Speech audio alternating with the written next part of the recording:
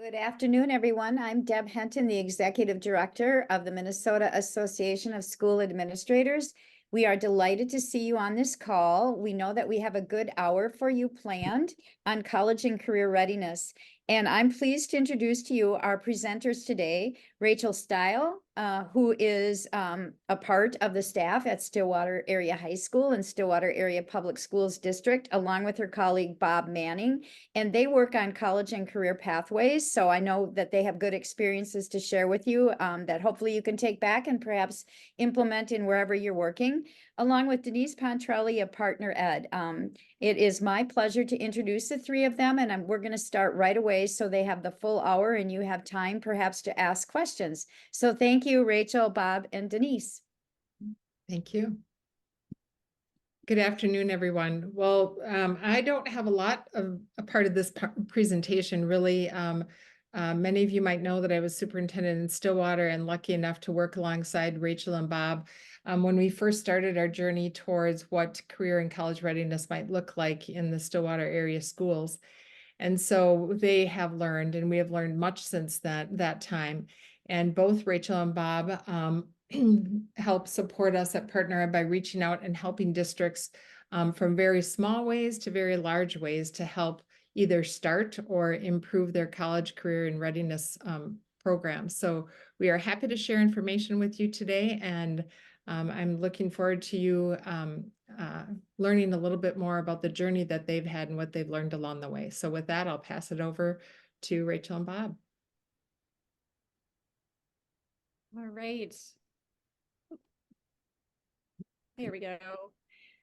Here is, first of all, again, Rachel Steil. I've been in Stillwater schools for about 26 years.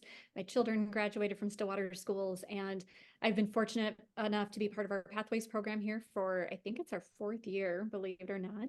And my colleague Bob and I are going to take you through a variety of different pieces, kind of lessons learned as we built this program from scratch. So we're going to talk a little bit about the workforce and why workforce trends matter in our work.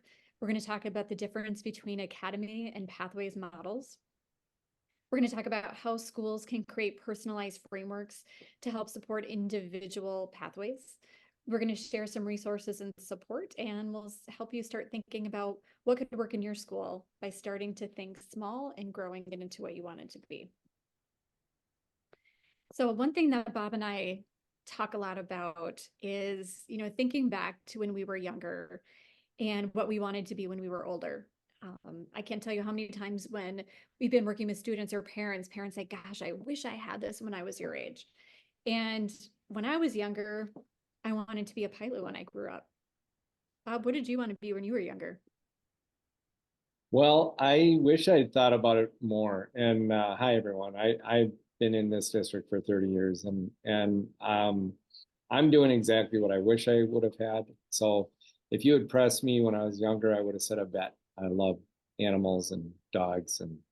But then as I got older, I really didn't think much about it. I was pretty naive. And I think the term we would use today is I was not exposed to a lot of different careers, and I just figured it would work itself out. So because of that, I had no direction. So I went into a 4-year university really with the plan to figure it out, and hopefully it would work out. And I wanted to see the world. That's why I wanted to be a pilot. But it wasn't until much later when I realized how much math and science was involved. So I made a pivot a little bit late in the game and never regretted being a teacher. But we know we can help support our kids to learn who they are and what they're good at younger ages to make more informed decisions. So Bob and I are going to talk a little bit about what our kids are seeing and what our schools are seeing. So I want you to reflect just a little bit and take a guess about what you think is the most common major among first-year students. This past July, I took my youngest to the University of Eau Claire here in Wisconsin, and the dean asked, we had parents, family, students in the room. He said, what do you think is the most common major among university students? So I'm going to have you guys use our chat tool, and if you would just pop in what you think is the largest major, we'll see if anybody gets it right.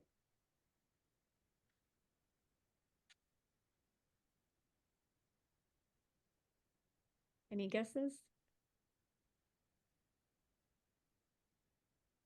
Someone said undeclared, general studies, business and marketing, business, biology, psych, undecided, psychology, business. Well, for those of you who guessed business, that was actually the first answer that the dean called on his student, and this was really eager boy right in the front row, and he said, business is the biggest major. And actually, for those of you who guessed undecided, you were correct. A lot of our freshman students are entering into the university systems really not knowing what they want to do and spending some time, in some cases, a whole lot of money trying to figure it out. And so what Bob and I really try to do in our Pathways program is give kids access to as many different experiences in as many different ways to help them learn about who they are, and, to use Bob's term, reduce that exposure gap at younger ages so we can have kids head off to college feeling a little bit more confident in their choice. So one of the things that we have learned, and I think you probably have found in your in your discussions with employers and the community, is people don't necessarily go into the career that they were planning on going into or that they studied.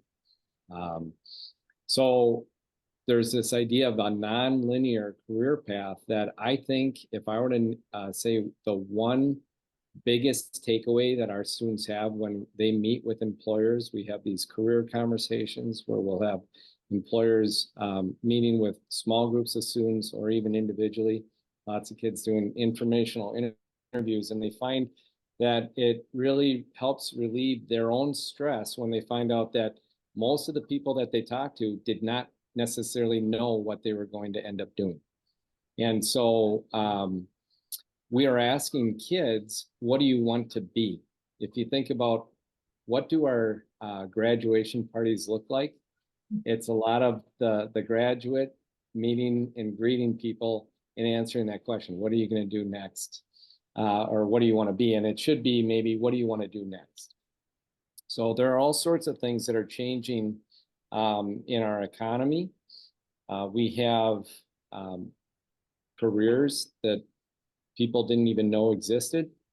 We have the criteria for occupations that's changing to keep up with these trends in our economy. So, so many careers are not requiring the 4-year degree or even a specialized degree.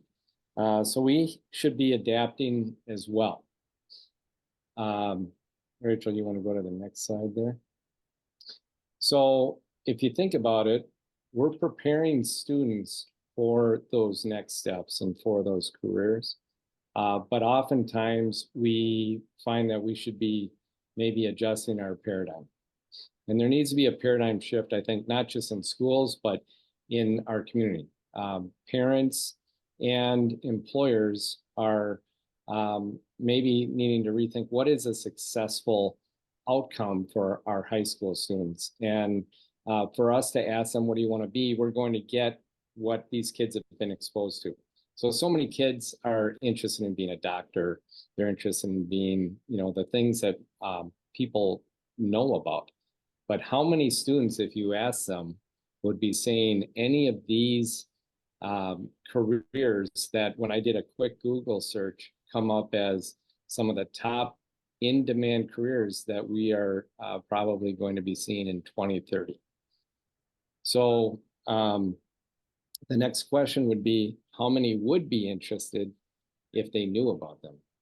And so we're trying to reduce that exposure gap by trying to help kids see more who they are, what are they good at, and how do those things match what's actually out there. And to do that, we need to kind of get away from pushing every kid to achieve a college, 4-year college education, and open them up to the possibilities that match them, that suit them. Go to the next slide, Rachel. So that leads to, what are we preparing them for? And it should be whatever's next for them. So we talk to a lot of employers about what are they hoping for, what do they need in their workforce. And most of them are coming up with skills that aren't necessarily occupation specific. And we know this.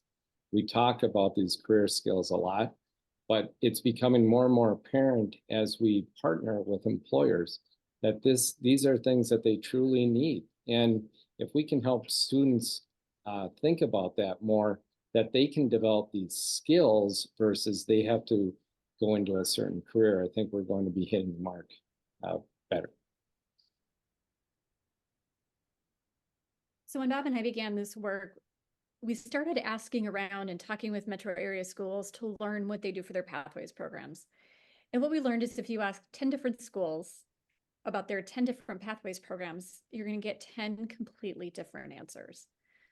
But a lot of the work that we're doing is in fact research-based.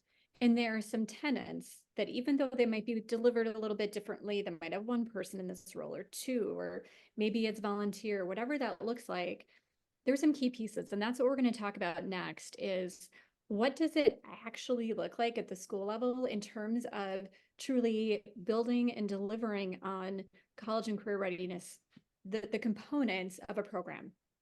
And whether you have an established program or maybe whether you're thinking about bringing in pieces and parts, our message is just start with something, start small. It doesn't have to be, a huge fully baked product yet, but here are some of the pieces that we have found research has supported makes the biggest difference for kids. So one of those pieces is making sure that there is sequential academic programming. So when kids are able to be introduced to, let's say, introduction to photography, and then they move into more intermediate photography, and they maybe in advanced photography, they're working with a photographer, alongside them, taking photos out in the community, that we want kids to be able to deepen their skills to really understand what that career would include. So introductory level through advanced is one key piece. The second piece is including early college credits, whether that's articulated credits, whether that's concurrent enrollment, CE, AP, there's a lot of different types of credits. Research shows that when a program has 4 to 6 early college credits per career cluster, kids are more likely to experience those college-ready skills, go to college, and stay in college more successfully. So there's the academic component of making sure that kids understand courses don't necessarily all operate in isolation, right? There's that interdisciplinary mindset, and our careers are the same way, right?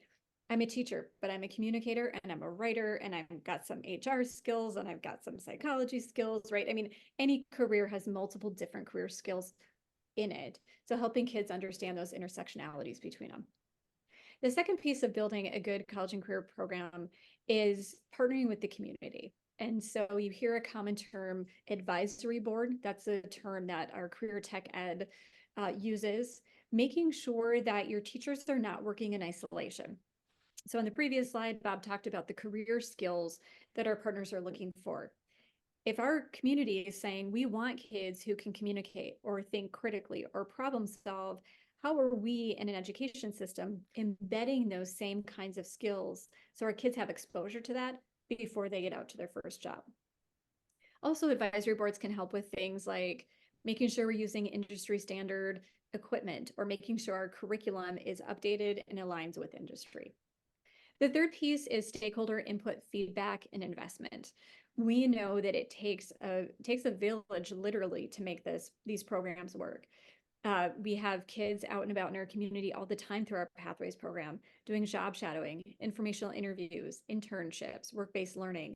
Those things only happen when we've got strong partners who are willing to give up their time to work with our kids, because a good partner understands that investing in our kids means investing in their own workforce. And finally, this hands-on experiences that allow kids opportunities to try it out. So that was one piece. I wish I would have had all those years ago when I was in high school, right? Like not literally getting behind the wheel of a plane, but I would have liked to have maybe sat down with the pilot and said, what are the key skills that I really need to have? Like if I figure out the math along the way, could I really do this job? And giving kids opportunities to try it out and having a kid come back and say, I really don't want to be a dental hygienist. Being in people's mouths is not my jam, is just as valuable as the student who spends the day with, doing a ride along in a police car and being really energized by that experience.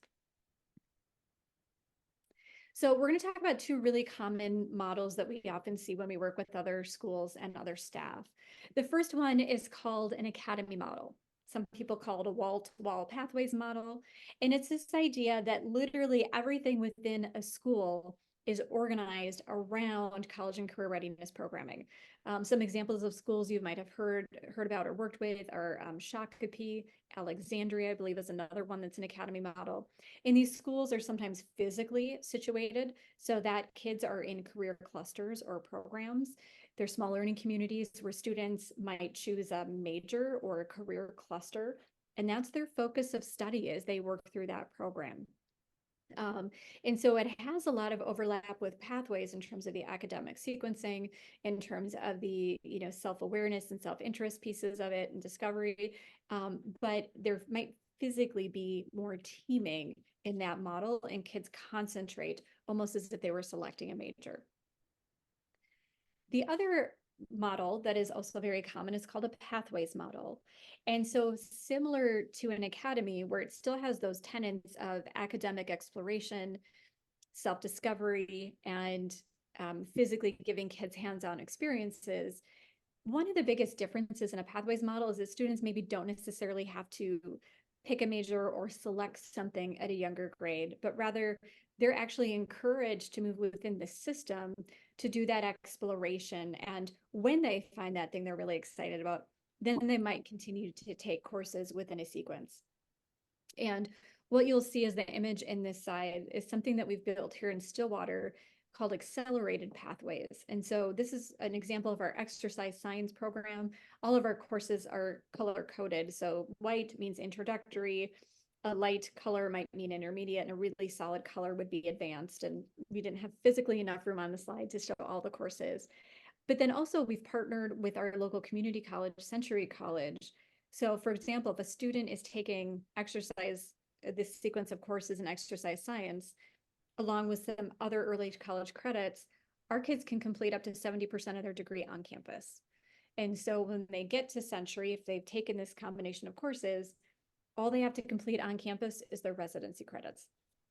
That's not unique to pathways, but I bring that up here to show you the power of intentionally sequencing and thinking about career clusters. This slide could have easily read health and PE, but instead it says exercise science, because when you build your sequences, you're building them around real college majors and real careers. So it starts to put that mindset in students' heads early on.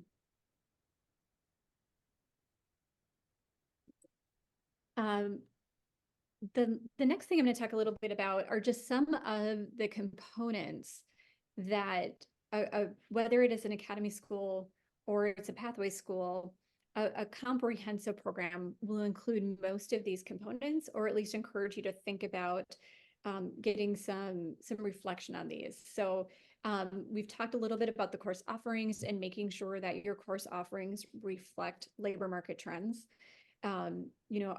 We were just out at Wayzata a couple of weeks ago looking at our academic day schedule, and they're starting a new course on AI. Cybersecurity is another hot one. In fact, it just got off the phone with Century. They're sorry, this is our lunch period here in Stillwater. Building out a much larger cybersecurity because it fills up so fast. They need more staff to run it. So what are your current offerings look like, and do you think they reflect what the labor market needs are for upcoming workforce? We talked a little bit about stakeholder input, of course, the capacity and staffing within your building, right? Like we started really, really small. When we built this, we're like, we're just going to hook onto one or two things. We're going to test it out, see how we respond, and we've just modified and adjusted over time. Do you have physical infrastructure? There are some schools where, again, the academy model, they have the luxury of building teams. Our high school is not one of those, so we have to be creative.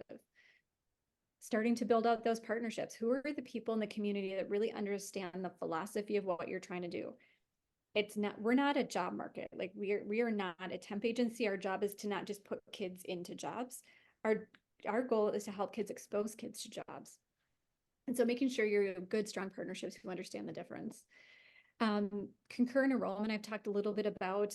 If you don't know this as a district, it's probably really good to whoever is in charge of the concurrent enrollment for your district. The Higher Learning Commission changed the rules in November. It used to be a staff member strictly had to have a master's degree plus 18 graduate credits in their content area in order to teach a concurrent enrollment course. The rules have changed. And so what it does now is it allows universities to even say, here, I'll give you an example of Mankato. If you have a staff member who is in progress to their MA-18, we can provisionally approve them to get this concurrent enrollment course on your campus. And in addition, I'm gonna make a little plug for Mankato because I think this is so amazing. Mankato will pay for them to get those credits for free. So I can get my 18 at Mankato, I can do it online, and they're gonna provisionally approve me to teach my, say, econ course. And now I've got this great concurrent partnership with Mankato. So the rules have changed. It's worth looking into. I know some of you might be AP schools. We are currently an AP school, but I don't know what your school looks like. In our school, we're seeing larger and larger numbers of our AP students leave campus and take advantage of PSEO. And while that is a great benefit for many of our kids, there's a population of students who have the capacity to do the academic side of the AP or the concurrent enrollment, but they need more social and emotional support. They need their peers around them every day. They need their staff around them every day. So PSEO isn't always the best option, but they want that transcripted credit. They want that guaranteed college credit. And so expanding concurrent enrollment, again, helps the student get those college ready skills and guaranteed credit.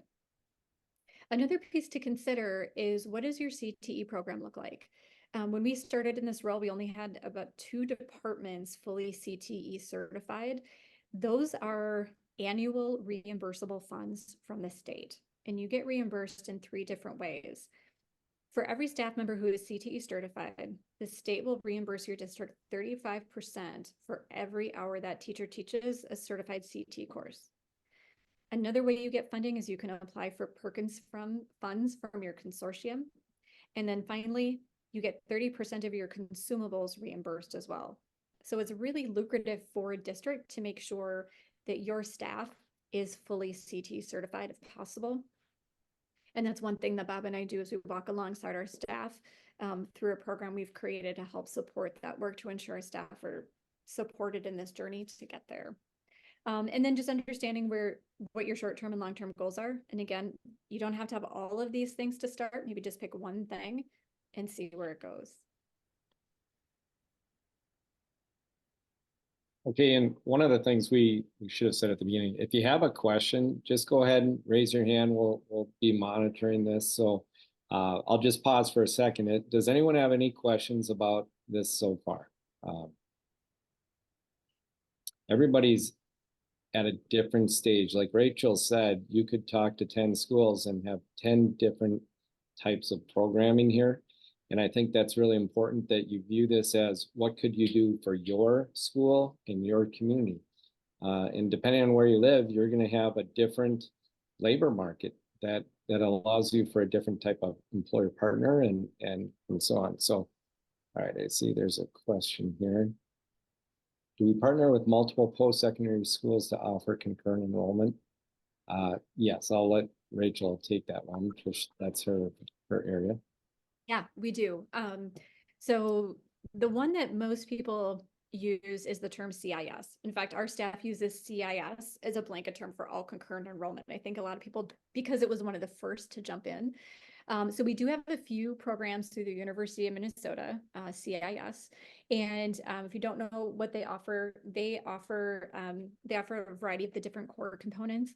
And you can get it through the MA-18, or every single program they offer has kind of the alternative licensure. So for example, in language arts, you can have the 18 graduate credits in writing or laying, or pick 6 from A through Q. And if you have those 6, then you can get it that way too. We also have partnerships at Bethel and Mankato currently. And as you heard me mention, with that Mankato offering, we're really excited. I'm working closely with our social studies department right now. They're looking at converting almost all 7 of their programs to concurrent enrollment. And so between Bethel and Mankato, we're really that's a great area for social sciences. And the goal is to really keep the cost down for our staff and incentivize them, because I, for example, am MA 60. I'm in my last 10 years of my career. What's my incentive to go back and go to school? I would probably be doing some professional development on the AP side of things, but taking 18 credits, that might be 5 courses worth of material. But if I did it over a period of time, I can use it for relicensure. And so there is some incentive, probably more incentive for a younger staff member to go to Mankato and move their lanes and steps while having access to a concurrent class. So we do have multiple partnerships. We also have multiple partnerships on our articulation agreements as well. What I would recommend is maybe looking at the top schools your kids attend.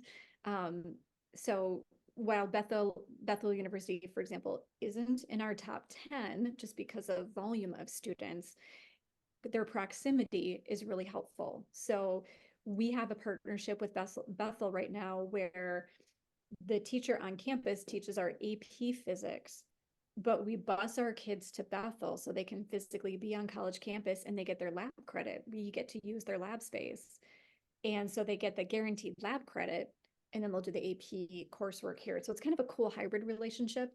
And so we just find, like, once you start talking to these schools, and they get really excited too about building out those partnerships. So for the student side of things, yes, it creates some awareness of different schools.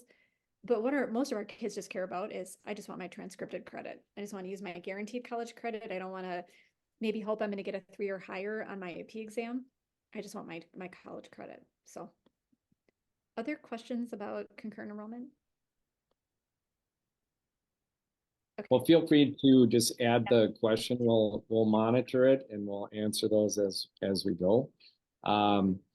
So like we're saying, every school will have a pretty unique program. They follow certain models, but we've created our own program. And Rachel said we're in our 4th year. Really, we're in our 2nd year because we started in January of 2020. And so that was in part a luxury because it gave us some time to just really build this and find some good partners. But we eventually, we have a framework that we really feel is a good one. And essentially, if you think about in simple terms, what are schools providing for college and career readiness? They're providing some programming, but it's the differentiation really a lot of times applies to not just what type of pathways, but really who are they serving. So our model is that we're going to serve all, and we do some programming for all. We serve some students, and then we serve a few students. A few students get certain programming. So the all type of programming is a school-wide program. We've decided that we want to allow every student that goes through our high school 8 opportunities for intentional career exploration programming. So we have a Pathways Day where we stop school and we run career exploration, college exploration programming for all 2,800 kids. It's grade specific, so 9-12 programming, and we'll run this in the fall and the spring. So for example, 9th graders would get more of a career exploration. They'll take a career inventory test or assessment, and they'll start discovering who they are and looking at this in a broad way. Up to the older students are going to do more exploration. So juniors in the spring, we're planning this right now. Every student will be able to take a college field trip. This is equity based because not all students do get the opportunity to do that. We also are very clear that not everyone should feel like they have to go to a 4-year university. But we offer 4-year university field trips, state and private schools. We offer community colleges, vocational schools, a wide variety. So every kid has at least one chance to do that. We also offer career tours. So students will be able to go to a facility of their choice in an industry that interests them. And we have career fairs. So you can imagine it's a large task to try to do this, but we're committed to providing all of our students something 8 times in their high school career. Then the programming for some students are going to get some things just because they signed up for a certain class. So you'll have a project or guest speakers and things that are embedded into a course. We're trying to expand that right now, and I'll explain on the next slide when we get to it, that some courses are further along than others, but if we can expand what some kids are getting to most kids getting classroom embedded programming, this is how you scale up a program. So it's not just that all kids get something, but are they getting something that is more deeply embedded into their experience? We offer personalized programming. Right now it's for a few. We hope to expand that to many. And some kids walk into our office and they get career coaching. We do a fair amount of that, but we don't have the capacity to do that for everybody, obviously. And then some kids are taking advantage of informational interviews and those career conversations that I talked about. We also started 2 new elective courses. One is called Career Seminar. One is Career Internship. And that's where they build professional skills in the seminar. They do a lot of informational interviews and they gain some skills on how do you set up a meeting, how to use Google Calendar, how do you write an effective professional email, and so on. And then they practice this over time. Eventually, they have a paid internship in an industry of choice. Okay, Rachel, can you go to the next? We have a couple questions here. Yeah, I'm just going to kind of jump in on a couple of these, or Bob, Yeah. if you want to piggyback. So for the first question, we do have a handout that kind of maps out. So we use the Minnesota 4 domains and competencies as our roadmap for our skill development. So for example, and I think this relates to the next question as well, what are the 8 opportunities our learners experience? So freshman year in the fall, it's really focused on self-discovery and self-exploration. So we do a lot of games with our kids. We do a lot of games on collaboration, on communication. They do interest inventories, those kinds of things. A lot of that's built in the fall. We also added a new component this fall on community service because we wanted kids to have the sense of applying some of those skills, but then making that first connection with the community. So kids were packing diapers and making tie blankets for cancer units and things like that. So they could understand the value of skills they use can impact community. In the spring of their freshman year, then we start to make that connection for freshmen between their self-exploration and how does that relate to career clusters. So they're going to do like a family feud on careers. They're going to have all kinds of games and activities to like career charades, just starting to put those initial pieces in their brain of what careers look like. Our sophomore students in the fall, right now, they're taking the pre-ACT on the first Pathways Day. We're trying to move that off the day and give them more hands-on experiences, but they also did get some community experience. And then in the spring, our sophomore students will revisit some career interest inventory components. We are also going to expose our sophomores to a job fair because they're 15, turning 16, driving, able to have a job for the first time. So how do they build a resume? How do they communicate in a professional situation? And then we're going to ask our local employers to share any short-term employment opportunities they have. In the fall, our junior students are going to be really focused on a college, career, and military. So we will have them in the fall. They're doing a financial literacy piece as well. If you've not heard of Royal Credit Union, it's a bank that they're Wisconsin-based, but they do have a lot of metro area branches. And they offer a financial simulation where kids literally walk through, is about 20 some stations where they get a wage, they get a living situation, a family status. It's basically like a real life game of life for those of us who are old enough to remember that when we were kids. And they literally walk through and see how much money they have at the end. So that can also help inform their career decisions. And then in the spring, as Bob mentioned, every junior student picks one of 20 different colleges and universities to attend. We also bring all of the branches of the military onto campus, and we do a wheel so they can stay on campus and meet with military. And then senior year in the fall, as Bob mentioned, we will have all of our students go out for site visits at, typically they get 2 businesses in the same career cluster. So they get to spend a day with professionals on campus. We'll build in some resume building components to that, mock interviewing as well.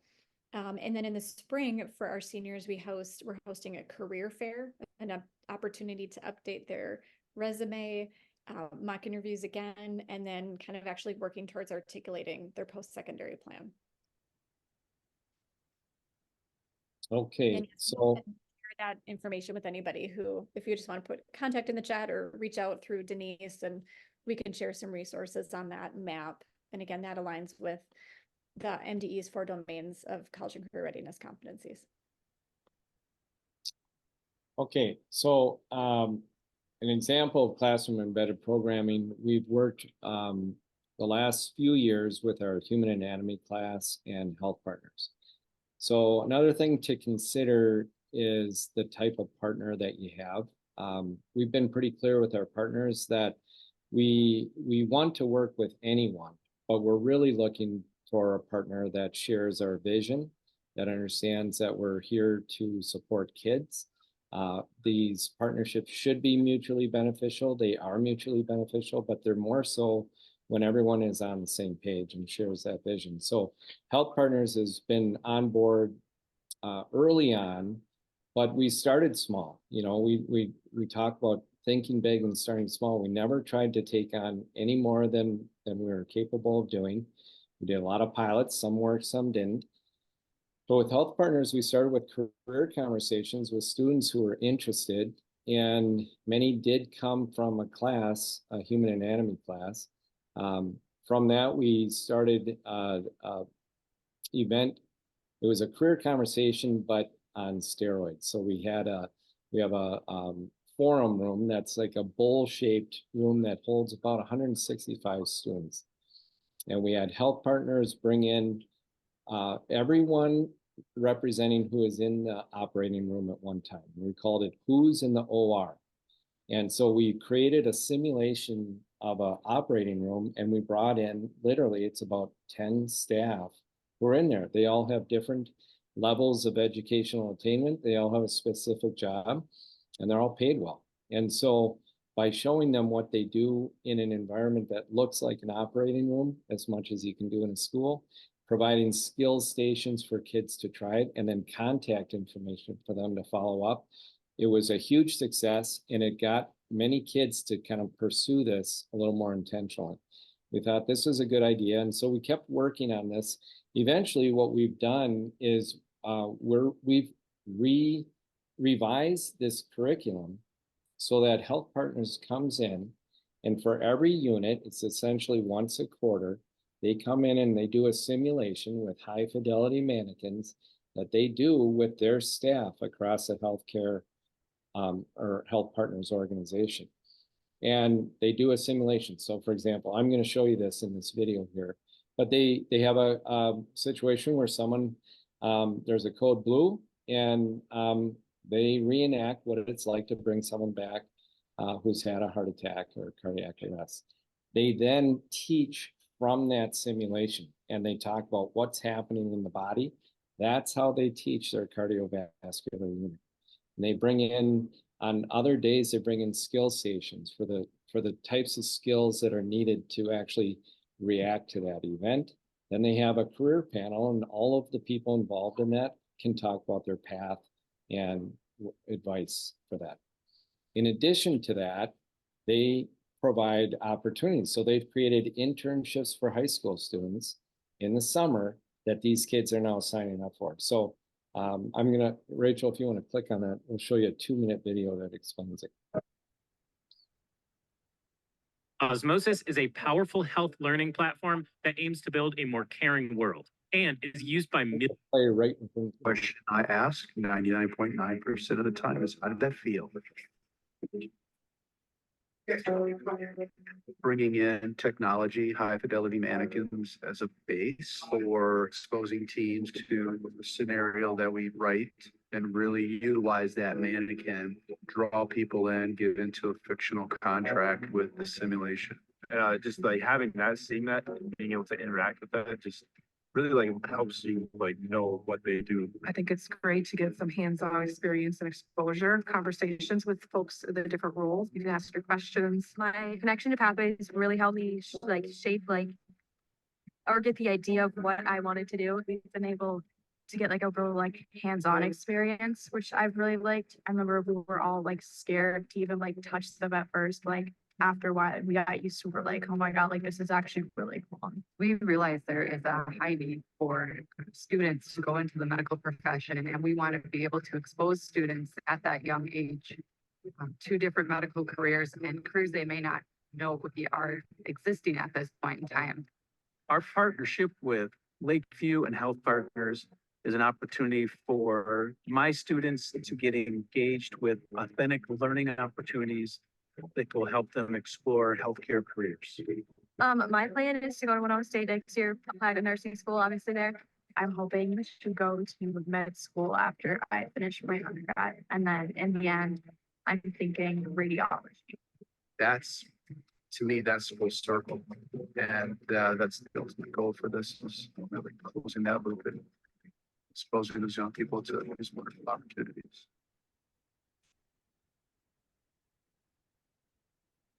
Okay. So, this is just a reminder, this, rewriting a curriculum took us probably 3 years from start to finish. And it took some prodding with a teacher who just needed to get over a hump and feel like this is something he can do. And it's really, it's re-energized him according, in his own words. He's a veteran teacher who's close to retirement. And he said, this is what I want to keep doing. And so it's kind of a cool story, but it didn't just happen right away. It was a slow process. And that's true with a lot of the districts that are doing things that you may think, well, this looks so good, I don't know that we are ready for this. Districts will tell you it took a while. And we recommend that you just start with something. And eventually it'll take you to a place that maybe you didn't even anticipate, but it's a good place to be. Can you go to the next slide? Question I ask.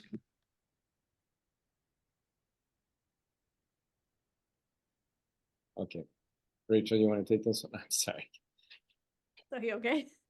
All right. So, as Bob was just saying, start with where you're at. So we thought we would just kind of end with just a little bit of dialogue and conversations and then open it up to questions. So the first thing is just understanding your mission. So we're going to use some of these interactive tools. I'm having a little COVID PTSD here. I'm trying to find my little toolbar, but you should hover over a little toolbar. And the first one is, if you already have a mission statement or something related to college or college and career readiness is part of your mission or preparing students, will you just go ahead and put a thumbs up? Just do a little thumbs up if you already have that. I'm seeing a couple, several, that's great. As Bob said, start small. Maybe that is just one small step you could bring back to your districts or your buildings and think about, if we really want our kids to be ready, what does readiness look like in your district or in your building related to college and career readiness? So that would be a great place to start. Another thing to think of is, what are you already doing? So I want you just to reflect for just a moment, and we're going to use the chat this time. And I want you to, in the chat, just pick one thing you're doing. Maybe it's you have some teachers who talk about how the courses they're taking might relate to careers after high school. Or maybe you have an introductory course and an advanced course. Maybe you've got work-based learning in your building. It doesn't have to be a full program. All of these are steps that are truly college and career readiness. So if you would just use the chat and let's just share something that we're already doing. And I would add, as you're thinking, there are teachers who are doing this individually. They're doing it in isolation. You may or may not know about it, but that, you know, they're all doing the same work. It's just it may not be in a framework, a coordinated framework. And thank you. I see Tony applied for the YST grant. If you don't know what the YST grant is, it stands for Youth Skills Training. And it's a grant that covers 5 specific industries. And so it's a great way to kind of focus your energy on 1 or 2 of those pieces and bring funds back into your building to, again, start small and grow big. Looks like some of you are working on sequences of courses. That's fantastic. Work-based learning. So there's some great things going on there. So it's just kind of focusing your energy on a few things and seeing where that takes you. And then the last question I want you to reflect on is, are students in your schools making informed post-secondary plans that match, again, I wanted to be a pilot, is it matching their interest and their aptitudes that's setting them up for high demand wage and in demand and high wage careers? So if you think you are, will you use the clapping emoji in on your profile? And if you're not, again, this is just an opportunity for growth. This is still something, admittedly, we're working on here, making sure that our kids are not necessarily landing in their freshman year of their college semester saying, I'm undecided, right? We wanted them to have at least some type of direction. So if you could just do the clapping one if you're already doing that. It looks like some of us are still in progress.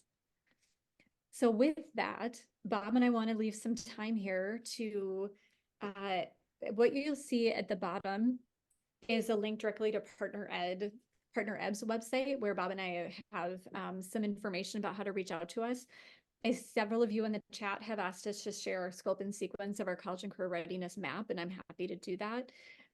If you want to go to that website, you can certainly get more. We're happy to work with you one-on-one, whole districts. If you've got multiple schools, high schools within your district, we could do that as well, for both small and large projects. But we want to leave our last 10-ish or so minutes as an opportunity if anybody has any questions. Rachel, I would also throw in there, just as listening what you shared, for those of you, you know, the team has done a good job of sharing with you that, you know, you have to start somewhere, and just starting in one place and building it is important.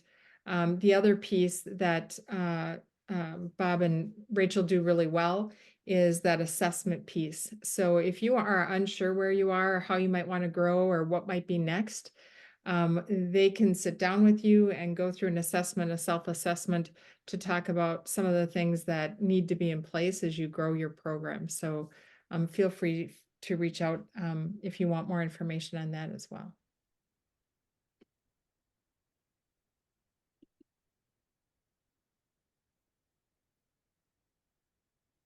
It's a lot. You know, I'll tell you, when we started this 4 years ago, I started first, and then Rachel joined me a quarter later. We barely had any funding. We had a registration guide, but we didn't have the framework. We weren't doing anything. And so I remember literally sitting down pretty overwhelmed, wondering how we're going to do this. And it took time. And I think the best thing you can do is start with something. Everybody is in the same boat. Also, avoid the comparison complex. We are constantly feeling like we're trying to keep up with other districts that we think are doing really cool things that we may not be. And that's a dangerous game to play. Do what you can with what you have. You're doing great things already. We all just need to maybe focus a little bit on college and career readiness and utilize our resources. The first thing we did is we started a network with our Metro Pathways coordinators. That's become a very strong resource for all of us. We all share with one another. You have a list of who's who are those metro schools Yeah, I can, or surrounding, you know, we've taken a look at this down here in Southeast Minnesota a couple different times, and we went to visit Alexandria and Shakopee and Rock Ridge up north, and Hutchinson is another one. They do a nice job with their Tiger Path. And it becomes actually more overwhelming on how to kick it up when you're in a rural district. You know, when I took some teachers to say Shakopee, they're like, well, this is a college campus. Of course they can do this. yeah. You know, so it's gotten a little bit more challenging to figure out really how to get started when you only have 1,600 people total in your entire district. Yeah. Tanya, I think that's a perfect example though of where Rachel and Bob can help, because sometimes it just seems so much, right? So overwhelming. And so having a conversation with really, you know, what is the big picture? You have to know the target, kind of what you're shooting for, and then being able to break it down. And that is really our thought with Partner Ed and working with Bob and Rachel, is to ease that sense of being overwhelmed. And it's almost like perfection paralysis, right? You don't want to do anything, you feel like it's got to be perfect. And of course, everything in public education is judged so much right now. But that is really our intent with Rachel and Bob, is to be able to be a resource for districts who are trying to think of, okay, what next? Because they've seen a lot and are really willing to share and help districts take that next step.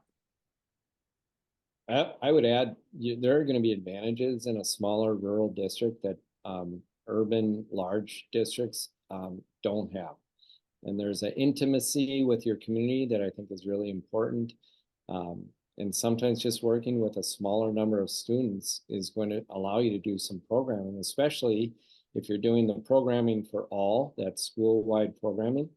It's much easier to pull off with a class of 60 than a class of 600. So I'm not saying that's your class size, but you know, there are some examples of how you can leverage what you have to your advantage instead of looking at it as a deficit.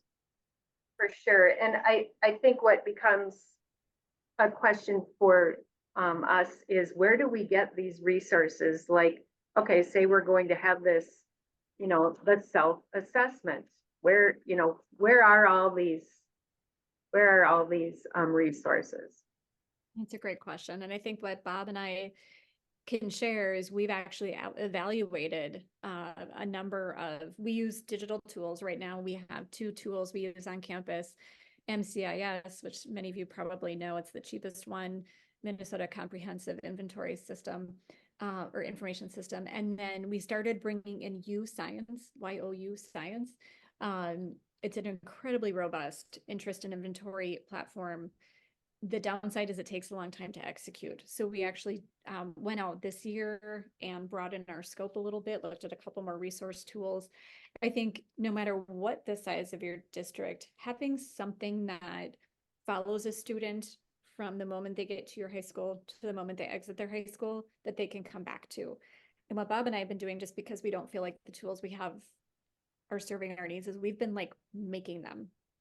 And so a kid will like do this interest inventory beginning of their freshman year, and then they come back in the spring like, where was that one sheet I had back in October? It's not working for us. So we need something a little bit more comprehensive. And so we actually went out and we can, you know, share some examples. We've looked at Zello, which is a lot of metro area schools, St. Paul schools, I believe, jumped to Zello, Forest Lake, Wiper Lake. And then one that's not very common in our region is School Links. It can literally do just about anything. So it can be your registrar, it could be your scholarship hub, it can be your employer hub, it can be your interest inventory. And we can sit down and kind of share. We have a comparison chart of the tools that we assessed and share that with you and say, you know, if you're starting here, I'd recommend this simple, cheap, easy tool to start. As you grow, maybe your tools grow. And like I said, we're in year 4 and we're still trying to, you know, figure that out and find the funding and grants and whatnot. So some of those things, you know, it doesn't matter how big you are in interest inventory, you just needed to meet your need at that moment in time. Mm-hmm. And I would say the same thing about CTE and concurrent enrollment. Again, with the luxury of online learning, you know, we can do a whole lot no matter where geographically or how big you are with getting those pieces integrated into your registration guides. And just so you know, Tanya, I had some coordinators from Albert Lee reach out. We've had 3 different conversations, just talking through what are they trying to do and giving them suggestions like this that you can spend a little more time than on a call, you know, like this one. Fantastic, thank you.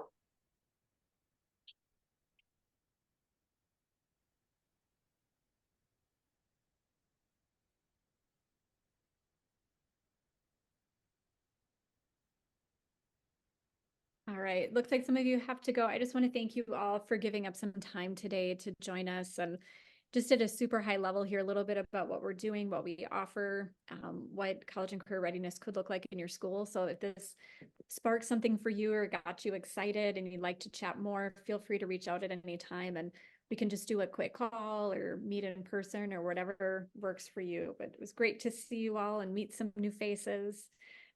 We really appreciate your time. And again, those of you who sent your emails, I'll be sending out some information. I have a couple meetings back to back that later today, hopefully you'll get something. Thank you, everyone. Thank you.